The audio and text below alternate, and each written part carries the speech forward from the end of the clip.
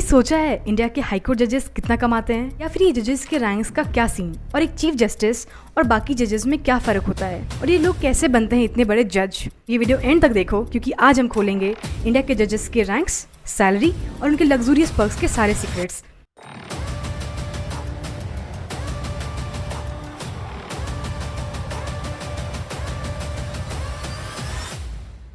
तो सबसे पहले ये समझते हैं कि हाईकोर्ट जजेस कौन होते हैं। इंडिया में 25 हाईकोर्ट्स हैं और हर हाईकोर्ट में 2 मेन टाइप के जजेस होते हैं, एक चीफ जस्टिस और प्यूनी जजेस। अब ये प्यूनी जजेस का क्या मतलब? सिंपल, चीफ जस्टिस के अलावा बाकी सारे हाईकोर्ट जजेस प्यूनी जजेस कहलाते हैं। पर क्या आपको पता है इनमें भी एक छोटी सी हायरार्की होती है, और ये हायरार्की का इफेक्ट उनके काम और फ्यूचर प्रमोशंस पे पड़ता है। इंडिया के हाईकोर्ट्स में टोटल 1122 जजेस के पोस्ट हैं, लेकिन आजकल 351 सीट्स खाली हैं। मतलब काम का प्रेशर इतना ज़्यादा है कि जजेस को फुल स्पीड में केसेस सॉल्व करने पड़ते हैं। अब डिटेल में समझते हैं हाईकोर्ट जजेस के रैंक्स और उनकी हायरार्की के बारे में। सबसे टॉप पे चीफ जस्टिस ऑफ हाईकोर्ट होते हैं। ये हाईकोर्ट के बॉस होते हैं। केसेस असाइन करना, कोर्ट मैनेज करना, ये सारे इनके हाथों में होता है, और इनकी सैलरी है 2,50,000 per month plus extra allowances. अब बाकी सारे जजेस यानी प्यूनी जजेस, इनकी सैलरी थोड़ी कम होती है, यानी 2,25,000 पर मंथ। लेकिन ये प्यूनी जजेस के भी 3 टाइप्स होते हैं। फर्स्ट, परमानेंट जजेस।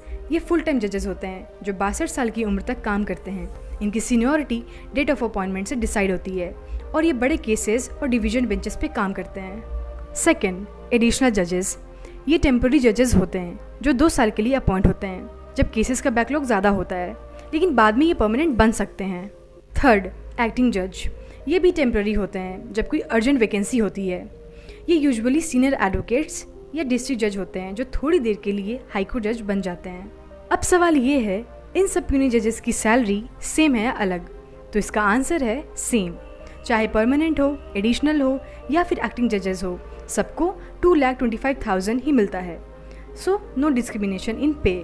पर हाँ, परमानेंट जजेस को पेंशन और लॉन्ग टर्म बेनिफिट ज़्यादा मिलते हैं, जो कि एक्टिंग और एडिशनल को नहीं मिलते हैं अनलेस वो परमानेंट बन जाएं। और ये हायरार्की का क्या सीन?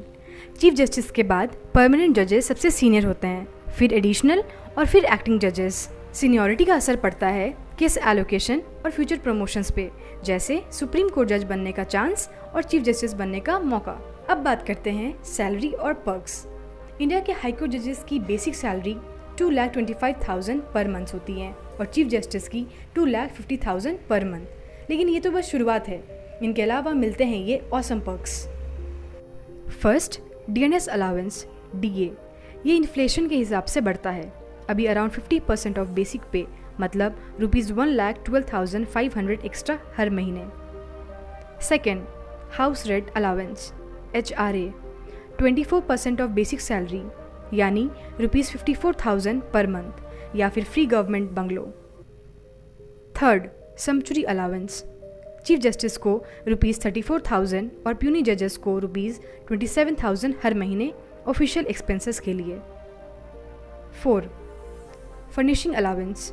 एक बार में ₹6 लाख फॉर प्यूनी जजेस और 8 लाख फॉर चीफ जस्टिस अपना घर सेट करने के लिए।